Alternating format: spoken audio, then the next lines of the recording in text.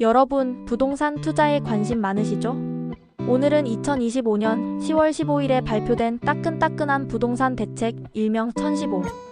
부동산 대책에 대해 속 시원하게 파헤쳐 볼까 합니다. 집값 때문에 밤잠 설치시는 분들 모두 주목. 자, 그럼 시작해 볼까요? 10월 15일 이재명 정부가 야심차게 내놓은 이 대책은 한마디로 서울 수도권 집값을 확 잡아보겠다는 의지의 표현입니다. 마치 게임에서 최종 보스 잡듯이 말이죠. 투기꾼들은 긴장 좀 해야 할 겁니다. 핵심은 5가지. 수요 억제, 금융 규제 강화, 세금 조정, 불법 단속, 그리고 주택 공급 확대. 이야 숨 막히죠? 이 모든 걸로 투기꾼은 아웃시키고 실수요자 중심으로 시장을 재편하겠다는 겁니다. 왜 이런 대책이 나왔냐고요? 뻔하죠. 서울 수도권 집값이 하늘 높은 줄 모르고 치솟으니까 정부도 가만히 있을 수 없었던 거죠. 그래서 칼을 빼든 겁니다.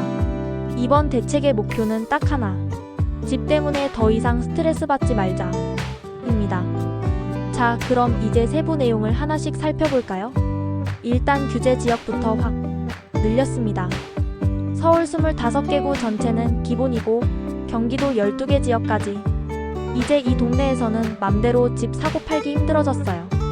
대출도 팍 조이고 세금도 더 내야 합니다. 갭투자는 이제 꿈도 꾸지 마세요. 토지거래 허가구역도 늘려서 함부로 땅 못 사게 딱 막아놨습니다. 2년 동안 실거주해야 하니 꼼수 부릴 생각은 접어두시길. 대출 규제도 장난 아니에요. 15억 넘는 집은 대출 최대 한도가 4억, 25억 넘으면 2억밖에 안 나옵니다. 소리 나죠? 전세대출도 깐깐하게 봐서 1주택자가 수도권에서 전세대출 받으면 DSR에 이자까지 포함됩니다. 이제 맘대로 대출받아 집 사는 시대는 끝났다고 봐야죠. 세금도 그냥 넘어갈 수 없죠.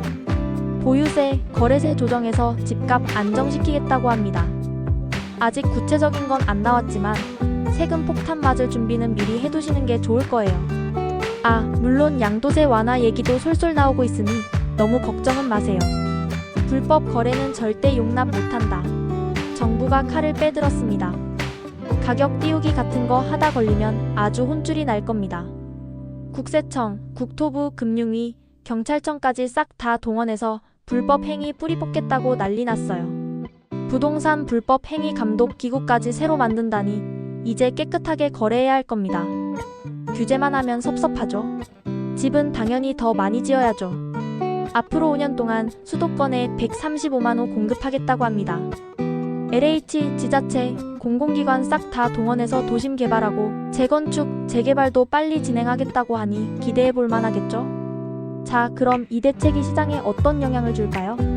전문가들은 일단 거래가 확 줄고 집값 상승세도 꺾일 거라고 예상합니다.